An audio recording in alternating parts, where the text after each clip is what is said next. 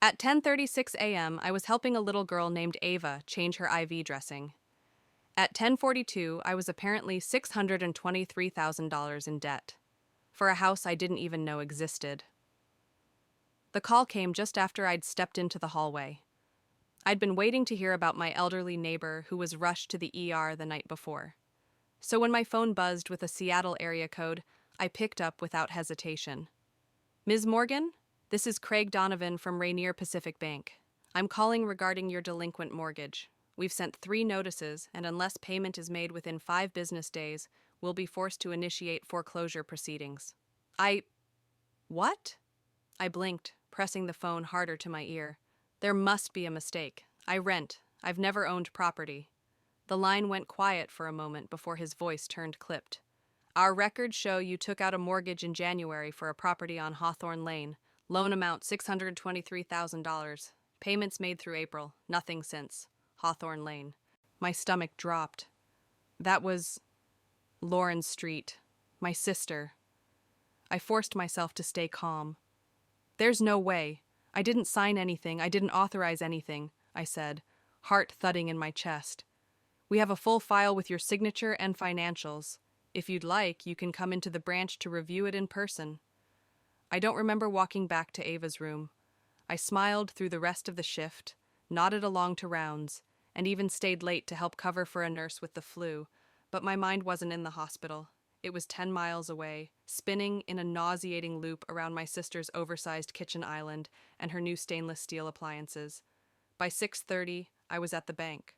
The branch manager, a square-shouldered man named Richard, laid out the documents in front of me like a funeral director presenting caskets. Loan paperwork, credit checks, income statements, all with my name, all with my signature, except I had never touched any of it. That's not my handwriting, I whispered. Ms. Morgan, Richard said gently, if this wasn't you, you need to file a police report. This looks like identity theft. I nodded, numb, but I already knew. This wasn't a stranger. This was Lauren Morgan, my older sister, the golden child, the real estate queen with a 6-bedroom home in Lakewood Heights, a Tesla, a Range Rover, and weekly brunches at a country club I'd never be able to afford. She had always looked polished, ambitious, unshakable. People called her magnetic. She called me her steady sister. Quiet. Dependable. Nurse Rachel. The one who showed up with baked goods, not business cards.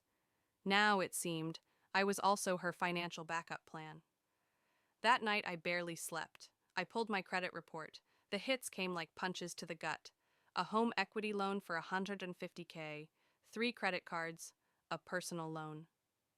My credit score had plummeted from 728 to 543. I hadn't authorized a single one. My apartment, my sanctuary of secondhand furniture and potted plants, felt like a crime scene. Every envelope in my name, every document left unlocked, suddenly felt like a vulnerability. I could see her now, walking through while I was at work, opening drawers, taking notes. I reached out to a forensic handwriting analyst, Marcus Bell. After examining the signatures, he confirmed what I feared. Forgeries, sophisticated ones. Whoever did this knows you well, he said. They mimicked your natural loops, but see here? He pointed to a pressure inconsistency in one of the mortgage documents. There's hesitation. It's not free-flowing. That's the hand of someone copying, not writing. Could he testify? Yes, he said, without hesitation. Meanwhile, my workplace began to feel equally unstable. Becca, a co-worker in my unit, started noticing errors in my patient logs. A wrong dosage unit here, a missing timestamp there. Nothing severe, but enough for HR to quietly open a performance review. I knew Becca had applied for the same lead shift position as me last quarter, the one I'd declined. But now, her timing was suspicious. Too perfect. One morning, IT flagged an unusual login to our electronic record system. Someone had accessed my profile from a side terminal on Becca's floor. During a shift I wasn't even working. I confronted her in the break room. Something you want to say? I asked, voice low. She didn't flinch, just sipped her coffee and smiled. Some people just aren't built for pressure, Rachel. That's okay. Not everyone's meant to lead. That smile. It was the same smile Lauren wore when she handed me a chocolate mousse cake 2 weeks ago, bought with my stolen credit card. Same grin, same teeth. I was done being quiet. That weekend, I bought a folder, labeled it Case File, Lauren. I filled it with every fake signature, every bank record, every IP log from the mortgage app. I scheduled a meeting with Detective Natalie Torres. I wasn't backing down. Lauren thought I'd stay quiet, that I'd clean up her mess like always. She forgot I was the one who held hands when people bled out, when mothers cried, when kids flatlined. She forgot I'd seen worse, and she underestimated how dangerous I could be when cornered. The next time she smiled at me, I'd smile back, with a subpoena in hand. If you've ever been overlooked despite doing everything right, type 1. I'm listening. I was halfway through a morning shift when HR called me into a meeting. I thought it was about Becca. Maybe finally someone was acknowledging the suspicious login activity tied to her profile. But I was wrong. "We've received a formal complaint," said Ms. Jenkins, our clinical supervisor, her voice neutral but clipped. "Several discrepancies have been found in your recent charting logs. We're placing you under a provisional review. Until it's resolved, you'll be removed from the pediatric trauma rotation." The floor beneath me dropped. "You're suspending me?" I asked, trying to stay composed. "Not suspending, reassigning," she said, like the semantics made it better. "This is standard protocol. If it's a misunderstanding, it'll clear quickly." But I knew exactly what this was. Becca had gotten to someone, or worse, someone had helped her. That night, I stared at the folder on my kitchen table, the one labeled Case File, Lauren. I'd organized everything: the forged mortgage forms, credit card statements, the handwriting analysis, the email logs. It was thick now, heavier than before. Evidence of betrayal, not from strangers, but from my own blood. I got a call from Detective Torres the next morning. "Rachel," she said, "we pulled the metadata on the mortgage application. It was submitted from Lauren's condo's Wi-Fi, and there are IP logs linking it to Derek's business laptop. You were right." I thanked her quietly. "And Rachel," she added, "you should know. We found internet searches on bankruptcy fraud from their home network. They weren't planning to fix this. They were planning to leave you in financial ruin." It was a moment of confirmation and collapse. Because now I knew for certain, and I had to tell my parents. It just so happened that our next family dinner was 2 days away. I arrived early, not for food, for composure. My hands trembled as I parked a block away and sat in my car for 15 minutes. The air smelled like fall, dry leaves, rain-washed sidewalks, but I couldn't smell any of it. My mother greeted me with a warm hug. "Lasagna's in the oven," she smiled. "And Lauren brought that cake you love from Marlowe's. Wasn't that thoughtful?" Thoughtful. My sister bought me chocolate cake, with a credit card opened in my name. Inside, the scene was unsettlingly normal. My father poured wine. Derek chatted with my brother-in-law about investments. Lauren breezed around the kitchen in a silky blouse, laughing as if her life wasn't a web of fraud. "Rachel, you look great," she said, coming over. "New lip color?" "No, same one I always wear," I replied, flat. She didn't flinch. My niece, Chloe, ran up and hugged me around the waist. "Aunt Rachel, guess what? Mommy said I can take ballet like the girls on TikTok." I smiled tightly and ruffled her hair. "You'll be amazing." We sat down for dinner. Lasagna, garlic bread, wine, laughter, jokes. But underneath it all, a quiet pulse of tension throbbed in my chest. "Rachel," my dad said midway through the meal, "you're quiet tonight? Work okay?" I put my fork down. "You could say that." Mom's forehead creased. "What's wrong, sweetie?" Lauren jumped in, too quickly. "Oh, come on, Mom. She's probably just tired. Not everyone processes stress out loud like I do." I turned to face her. "Actually, I do have something to share." She froze, just for a moment. But I caught it. "Can it wait until dessert?" she asked, all charm. "No, it can't." I reached into my bag and placed the manila folder on the table. The room quieted instantly. "What's that?" my father asked. A police report, I said calmly. Filed last week. Lauren's smile faltered. Rachel, Mom whispered. I've been the victim of identity theft, I continued. A $623,000 mortgage was taken out in my name, along with credit cards, loans, and a HELOC. All maxed out, all defaulted. Lauren's hand twitched, but she said nothing. I turned to her. The house on Hawthorne Lane? It's in my name. You knew that, didn't you? Her face went blank. Then, the laugh. The brittle, forced laugh I had come to dread. This is absurd. Are you saying I did this? No, I'm saying you and Derek did. Derek stood abruptly. We're not sitting here listening to... Sit down, my father said, voice sharp as a whip. Lauren's eyes narrowed. Fine, yes, we used your name. We were desperate. Derek's firm collapsed. My commissions dried up. We needed the house to close deals to keep our image intact. We were going to refinance it. You were just the bridge. A bridge, I repeated. You destroyed my credit. You stole my identity. It was temporary, she snapped. Until you searched how to file bankruptcy under my name, I said. Gasps. My mother broke into quiet sobs. Lauren's voice wavered. You don't get it, Rachel. You've always been small, safe, invisible. You weren't using your credit. I was just borrowing it. You didn't borrow it, I said. You stole it. And now, you'll pay it back. Every cent.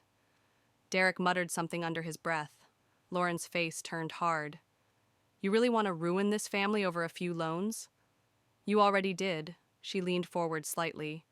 You don't know what you've started, Rachel. I do, I replied, standing up. I've started protecting myself. That's what. If you've ever had to stand up to someone everyone else excused, type 2. It's time we speak louder. The headline hit my inbox at 6:17 a.m. Prominent realtor and financial advisor arrested in $800,000 identity fraud scheme. Below it, the subheading read, Victim was the advisor's sister-in-law.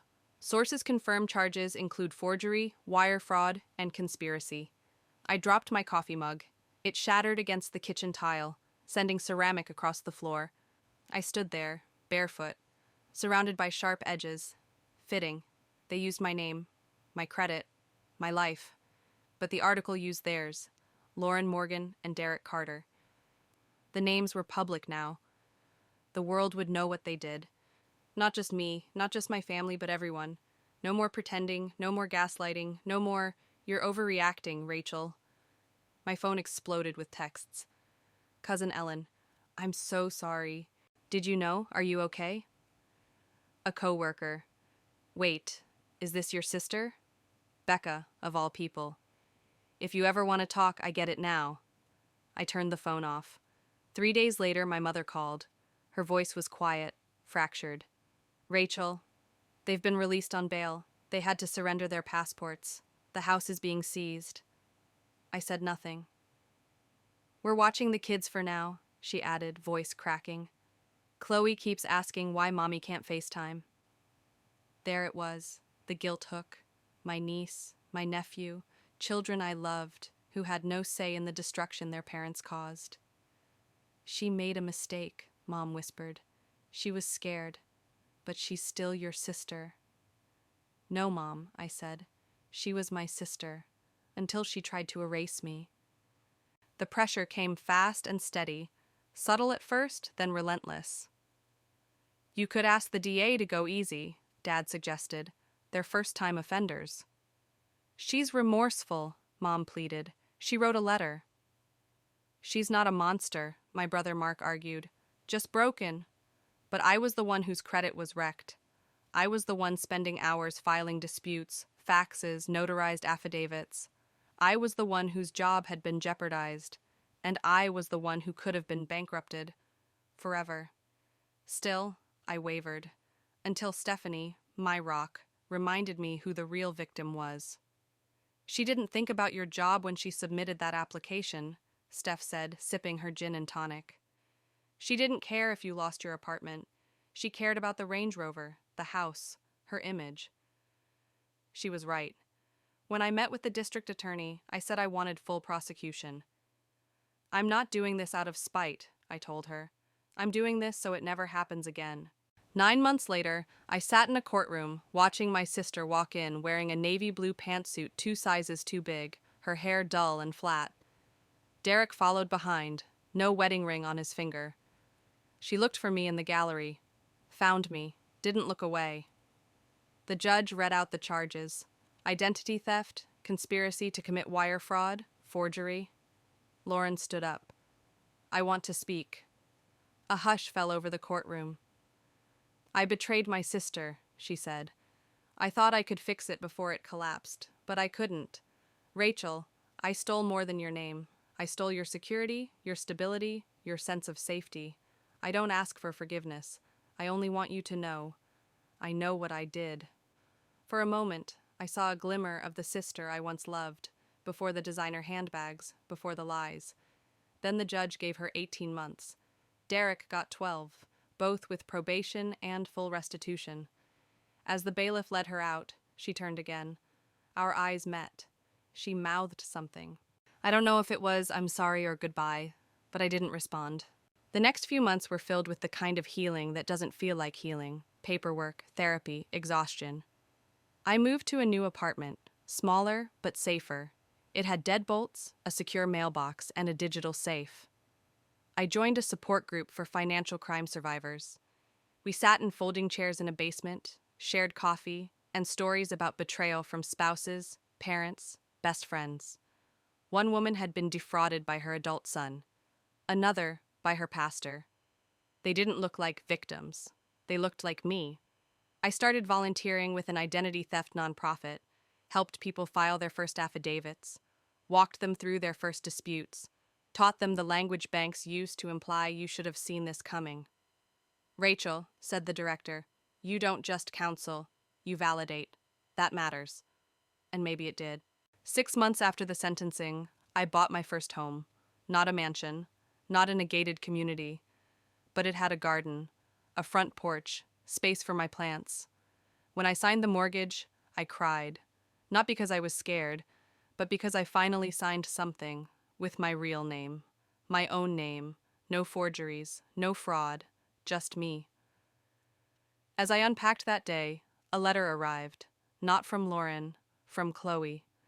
"Dear Aunt Rachel, I miss you. Grandma says you're mad at Mommy.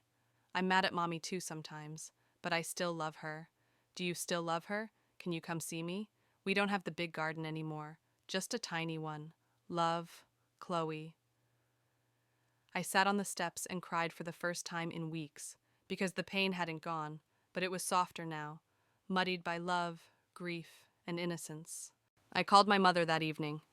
"Can I visit the kids this weekend?" I asked. There was silence on the other end, then a shaky breath. "They'll be so happy," she said. That weekend, Chloe wrapped her arms around me like nothing had happened. Ethan showed me his toy robot. We played in their small garden. I taught them how to pot a sunflower. And when I left, Chloe whispered, "Will you come again?" "Yes," I said, "I will." That night, a text came in from Detective Torres. "We just uncovered something in Derek's old files. You may want to see it. Want us to forward it?" I stared at the message. I should have felt dread. Instead, I smiled. "Send it," I typed. "Let's see what else they buried." If you've ever rebuilt yourself after someone tried to erase you, type 3. This is for the ones who came back stronger.